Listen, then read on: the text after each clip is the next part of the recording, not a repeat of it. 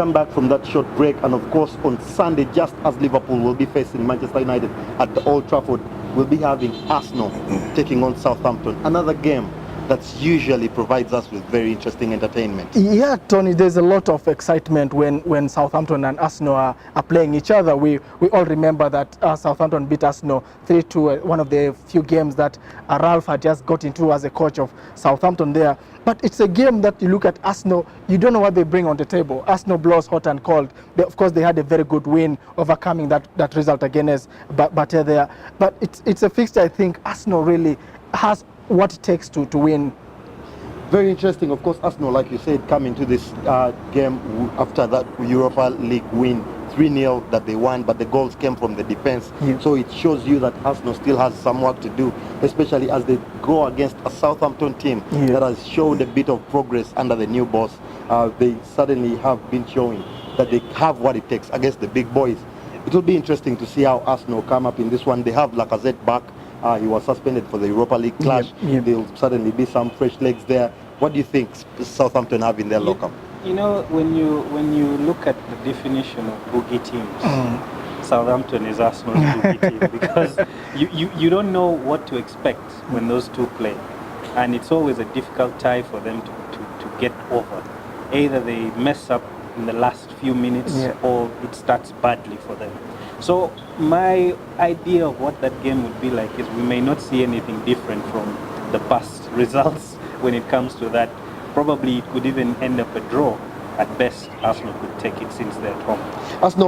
Arsenal cannot afford any slip-ups. They're in fifth place, 50 points, just ahead of Chelsea on goal difference. So they suddenly, especially on a weekend where Chelsea is not playing, they suddenly need to take that incentive and push themselves further from Mauricio Sarri's men. So it will be very interesting for this one. I've gone for 3-1 for Arsenal. Yeah, I think Arsenal can win the 3-1. The only problem or thing I want to see is Ozil back in this team. We all watched him with the captain's armband.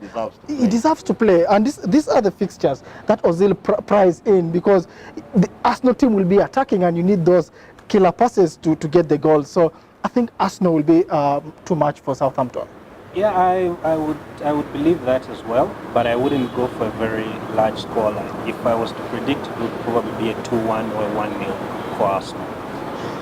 Small prediction there from Nero for Arsenal. Big game that they have. Of course, the manager has been having a lot of problems in that dressing room. We know the amount of money he has been given for the transfer window come the summer. So it's very interesting times for Arsenal. They certainly need some creativity up front.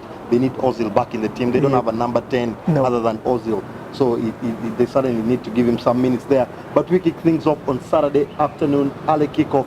Burnley will be hosting Tottenham Hotspur, another side that's pushing themselves closer to the top two sides on 60 points in third place. Tottenham side, they've been so brilliant this season. Tony, they've been brilliant. We've been taken up with the performances of Liverpool and Man City all season. But I think Tottenham has really punched beyond their weight, having come into the season without any signing. And they're able to. And they're in no stadium, and they're closer to the two teams at the top more than the chasing pack. I think that is a huge credit to Mauricio Pochettino. And the good news, Tony, is Harry Kane has been training for the past couple of days. So I think that's amazing for the Tottenham fans. Giving away the golden boot.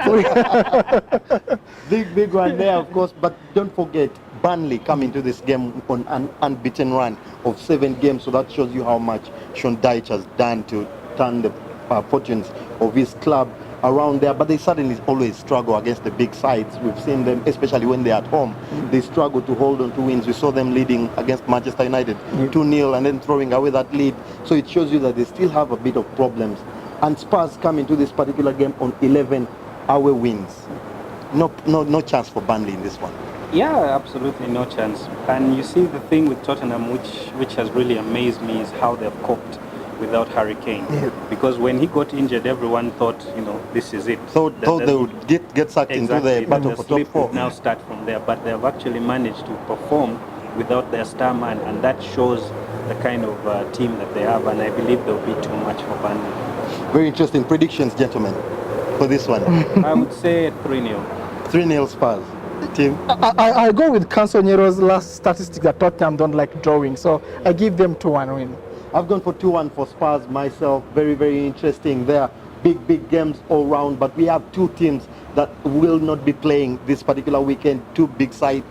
Chelsea will be taking on Manchester City in the Carabao Cup. We'll be back shortly after the break for that big one. Don't go away.